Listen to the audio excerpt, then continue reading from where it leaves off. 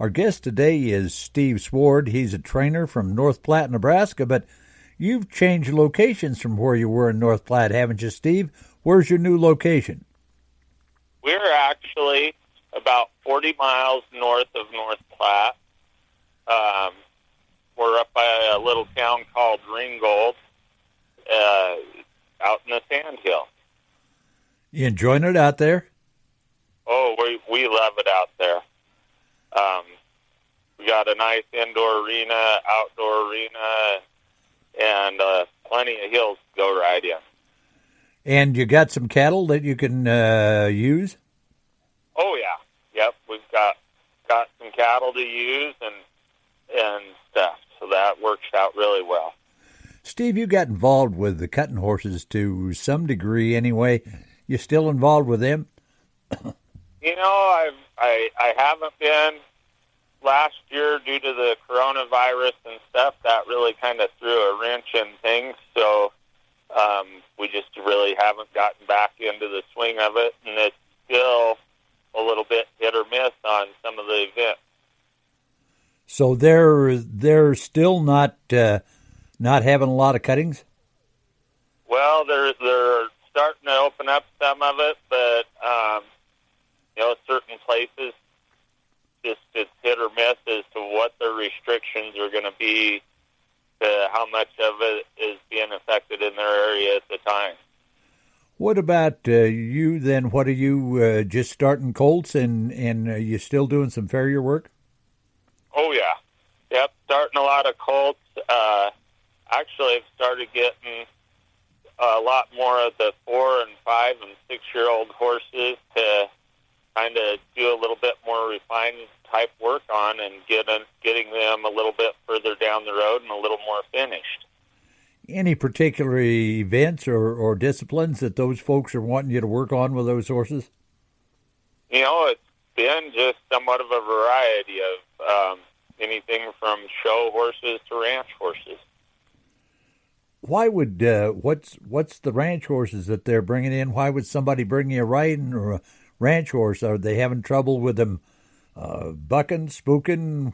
What's the problems that they tend to bring to you? Typically it's just been that they haven't probably ridden them all winter, and they're young, young 4-year-old or 5-year-old, and they're wanting just a little bit more refinement put in there and a little more handle put on them. And that makes those some of those ranch horses with a little more handle makes them pretty valuable, I would think. Yeah, the ranch horse, the market for the ranch horse has gotten really, really, really good. Well, you had a thoroughbred mare that you bought a few years ago off the track. How's that mare coming along? She is doing really well. She's probably really liking life right at the moment because we've been raising some babies out of her. What did you breed? She's thoroughbred mare. What did you breed her to? We bred her to a quarter horse stud, and right off the top of my head, I can't think of his registered name. But how are the colts looking out of that big old thoroughbred mare? Really well, really well. They've kind of took on more of the thoroughbred look to them. So going to be pretty big, stout horses then. Yeah. Yep. What else have you got going on that's kind of interesting at this point in time? I recently went to a Joe Walters clinic, and that was a lot of fun. We really enjoyed it, and I walked away from there with a boatload of knowledge. He's pretty doggone good hand, isn't he? Yes. I thoroughly enjoyed it, and boy, I can't wait till the next time I can go to him. And I was really fortunate in the fact that he was here in North Platte, so I didn't really have to travel to go to him. What did you pick up from that clinic that's going to be valuable to you? What's the main thing that you picked up from Joe? I took a horse there. The horse I took was one of my own, and he's an older horse that golly, he got started way late in life. He didn't get started till he was 9 years old, and I've been messing with him for the last 2 years, and the horse was riding really, really well. I was really pleased with how he rode, but he was pretty leery of people on the ground. Just people approaching him, or, I took him to a few brandings, but it was really difficult to get that horse to go through the branding crew and stuff like that.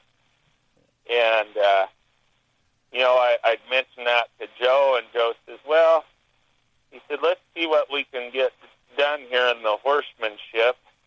And if things don't really clear up by tomorrow, he said, you come find me. And he says, we'll see if we can get something a little better happening. And golly, within about an hour, lo and behold, that horse, a lot of that stuff kind of faded away. And the next day, I kind of had to think about what had happened. And, all Joe really did was get the horse and I more together, where the horse was keeping more track of me and I was getting with the horse more, and the horse was no longer worried or afraid about a lot of that stuff.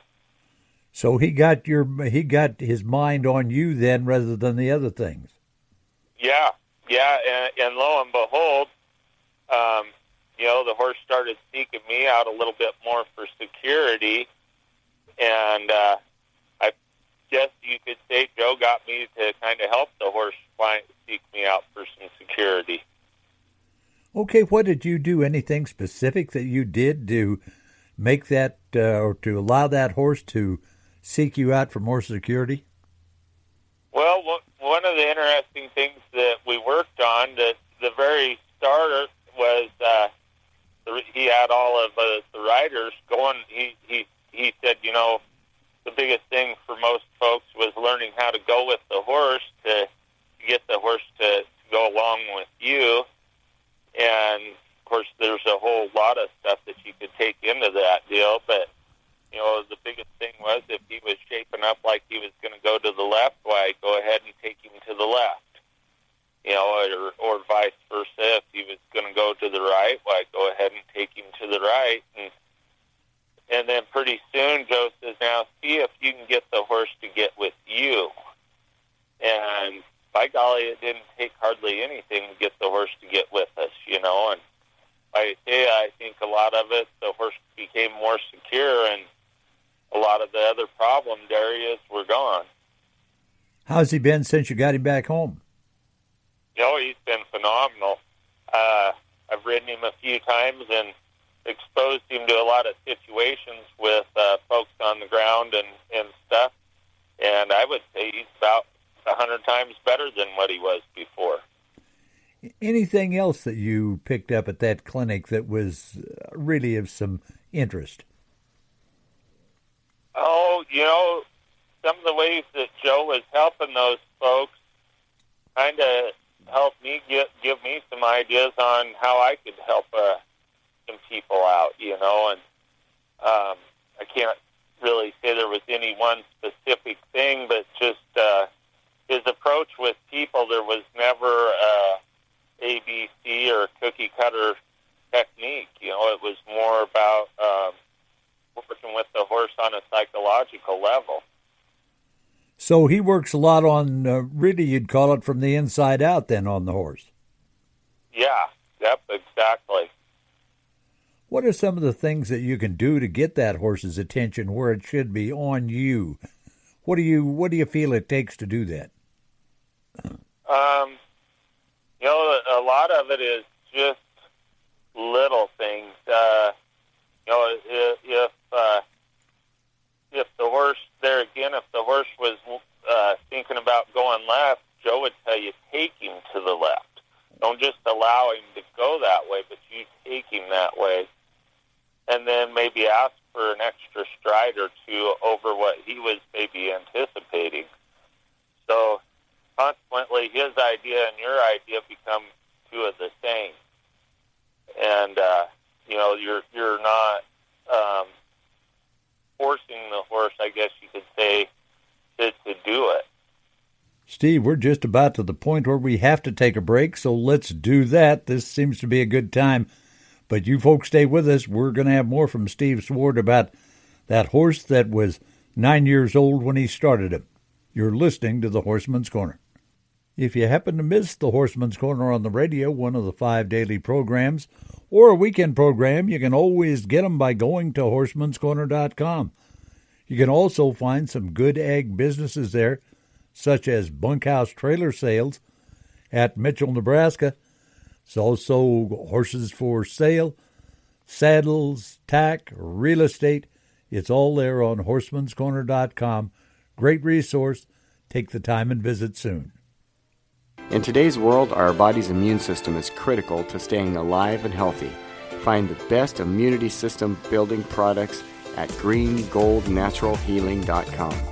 My wife and I believe so much in these products that we became representatives in order to help others. Visit greengoldnaturalhealing.com. And as always, thanks again for listening and may God bless. I'm Brian Hale. Welcome back to the Horseman's Corner. We're on the final segment of today's show, and here's more with Steve Sward about the horse that he had at a Joe Walters clinic that was having some issues with people on the ground. So you let him have his idea, say he wants to go to the left, but you keep on going to the left, maybe a little more than what he really anticipated. Is that what you're telling me? Yeah. Yep. In your mind, why does that seem to work? Well, it was interesting because I heard Joe mention one time that he said, I try to avoid an argument with my horse at all costs. But he said, I sure really try to get the horse to, if he's made up plans and going to do something, I'm going to go with him, but I sure want him to get to where he'll go with me. So, he said, boy, if he wanted to hurry up a little bit, he said, I might just hurry him a little bit more than what he wanted. He said, wouldn't have to be a lot, but just a little bit more. And he said, I would try to find a way to make use of that, And so it was just really working on the psychological side of the horse. There wasn't nothing that I don't feel like anybody could do. Anybody, I feel like, could truly benefit from it. Yeah, and it's interesting where that horse wasn't really started till he was 9 years old. Was he halter broke when you got him? Yeah, you could kind of sort of say that. Depends on whose definition of halter broke you were using. Where you started him at that age, was he difficult to get started? Not particularly.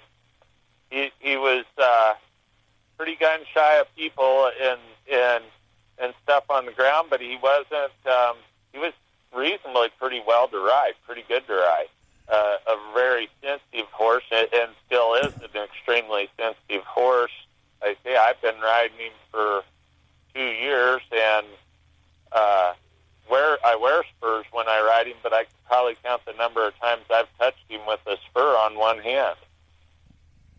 That's really interesting where you start a horse that late in life and he turns out to be a good horse. So there's a lot of horses out there then that are in that 4, 5, 6-year-old age group that you could go on and get a lot done with. Oh, definitely. And with this horse, there was a few things that took a little extra time, and other areas that didn't particularly take as much time as what you would say a 2 or 3-year-old colt. What was his background? Had he just been running out all those years? Yeah, he'd been handled some as a youngster, as a 2-year-old, and he'd been haltered and stuff. He comes from a lady who had inherited a bunch of horses from her father, and the horse had just had fell to the wayside. Yeah, that's an interesting situation. Hey, you used to do some work with Harmony Horse over at Denver, a place that finds homes for horses. Do you still do any work with them? They contacted me, and we're going to do. I'm going to do a workshop for them later on this fall. I'd done a workshop for them a couple of years ago on bits and bridles and how they work and how they function, and they liked it well enough that they invited me back to do her again. What are some of the misconceptions that people tend to have about the bits and how they function? Most people, honestly, I think they pick up a catalog and they read whatever the little thing says that the bit's supposed to do, but they don't truly understand the mechanics of how it works. And I think that was the biggest thing that I was finding with a lot of those folks. They didn't understand where the pressure points were truly interacting with the horse and the true mechanics of it. So it was really interesting, and interestingly enough, I'd gotten a horse skull. It was real interesting to have that skull there where you could show people how that bit would lie on the bony structure of the horse's mouth. Now, over the years, you've used a lot of bits made by an older gentleman, John Israel. His bits are kind of unique, aren't they? Yeah, and it's interesting. John and I had a conversation here a couple months ago, and I told John, I said, out of all the bits I see on the market and everything, I said, I don't see anybody even coming close to really copying your bits. And John, he just kind of chuckled, and he says, yeah. He says, one thing that I've always kept in mind when I was building this is I wanted it to be something that was comfortable for the horse. And he said he found that he felt like most bits were there to inflict a certain amount of pain. He said, I wanted the bit to be something that the horse was comfortable with and not scared of. What is, most of his bits have a mullen mouthpiece, don't they? Yeah, and they're relatively a lot larger than your typical bit. He makes them out of a 5/8 tubing. That's an interesting situation. Now, where you've used him over the years, have you found a lot of horses that really like his bit? Honestly, majority of I've never found a horse that wasn't accepting of them. When I come across a rider that I'm not real sure of and don't really know their background, that's typically the bridle I'll have them ride with, because I'm pretty certain they can't really hurt one of my horse's mouths with that bit. What's interesting to me is that I know I did an interview with John a few years back and asked him if he ever made any snaffle bits, and his answer was no, no, no. He just didn't. Yeah. And, when I was down there visiting John, I spent some time with him and kind of learned how he made bits. And, something I'll never forget was he told me, he says, don't ever build a bit that you wouldn't use on your own horses. He said, if somebody comes in wanting something and you don't like the idea behind it or the concept behind it, and you wouldn't use it on your own, he says, I just wouldn't make it for him. And he said, I've stuck to that. And he said, I've always kind of kept the horse in mind. He said, I didn't really care what the riders had to think. So, from what you're telling me, you take from a person who works with horses, trains horses, and has clinics for people, Joe Walters, and then a bit maker like John Israel. Their idea is the same. They've got the horse in mind, got his welfare first. Yeah, yep, at the utmost, and it was real interesting. The concept and the theories of the two guys are very, very similar, even though their tacker equipment necessarily the same, but their theories definitely are the same, and they could sit down and enjoy a conversation with one another. So you're, excuse me, Steve. So if you got to get a chance, you're going to go to another Joe Walter clinic. Oh, for sure, for sure. You know, another gentleman that you've worked with a lot over the years is a guy named Bob Schaffner. What does Bob still do some work with you? Oh yeah, it was especially more so now that we're up there at the ranch. Golly, he comes out and he'll spend a week or so at a time with me. Is his philosophy a lot like Joe Walter's? You know, interestingly enough, they're almost identical. But they have the same background. Yes, yes. And that go ahead. A lot of the stuff that Bob had kind of been preaching to me for years, when I went to Joe's, Joe had maybe a little different way of wording things, but by golly, it cleared up a lot of stuff for me. A lot of stuff. Well, that's an interesting situation. What's the most interesting horse that you have to work with right now, in your view? You know, the horse that I took to Joe's, he's of course obviously one of my own personal horses. Doesn't get ridden on a daily basis, but that horse has been a lot of fun, and probably the idea of just being able to maintain that sensitivity that horse has without killing it. You know, I feel like a lot of folks have a tendency of dummying the horse down to them rather than seeking the level of the horse, and boy, it's sure been a lot of fun trying to get to that level with that horse. Steve, do people sometimes not take enough time to let the horse process what's going on? Definitely. I feel that, you know, I watch a lot of trainers, and they'll work on a particular maneuver, and the horse starts to working at it and gets good about it, and without stopping and giving the horse even a 30-second break, they move right on into the next maneuver. And if a guy could just take a little time, even a few minutes, and just let the horse kind of stand there and soak and think about what and be happy about what he just accomplished.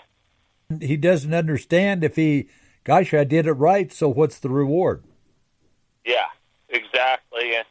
And so, you know, if a feller was, we could say maybe working on getting a horse a little bit at spinning, why once he got pretty good at it, if we could just give him a little break and not go to spinning him the other direction immediately, why, you know, maybe the horse would feel a little bit better about himself and try a little harder for us. Anything else you'd like to add that I haven't asked you about, Steve? You know, I don't believe so, Howard. Well, Steve, it's really been a lot of fun talking to you again.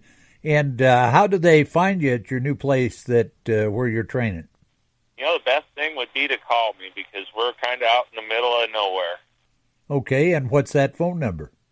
308-760-4708. North Platte, Nebraska horseman Steve Sward. Good to have him with us, as well as Mike Brazier, Fort Lupton, Colorado horseman on the first half of the program. Well, thanks for joining us. We've run out of time for today's show. I'm Howard Hale, host of the program.